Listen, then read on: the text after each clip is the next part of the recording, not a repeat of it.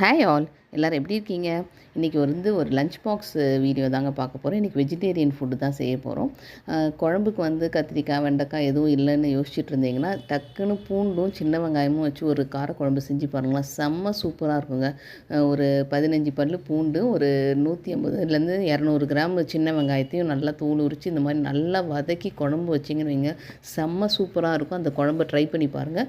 அப்புறம் இன்றைக்கி சௌச்சௌ கூட்டு தாங்க வச்சுருக்கோம். வெறும் ஒயிட்டாக சௌச்சௌ மட்டும் இருந்தால் நல்லா இருக்காதுன்னு ஒரு கேரட்டும் அது கூட ஆட் பண்ணியிருக்கேன். அப்புறம் பாசிப்பருப்பை தண்ணியில் ஊற வச்சு சேர்த்துருக்கோம்.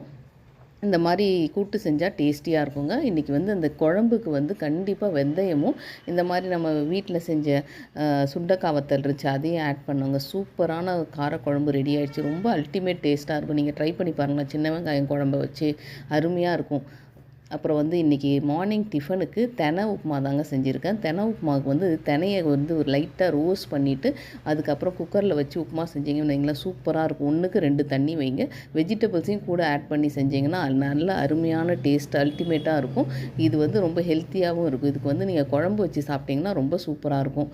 இன்றைக்கி லஞ்ச் பாக்ஸ் பேக் பண்ணியிருந்தாங்களா, ரைஸு, வெங்காய குழம்பு, அப்புறம் நம்ம சௌச்சௌ கேரட் போட்டு ஒரு கூட்டு, தயிர் சாதம், அப்புறம் ஃப்ரூட்ஸ்க்கு இன்றைக்கி பப்பாயா எடுத்திருக்கோம்.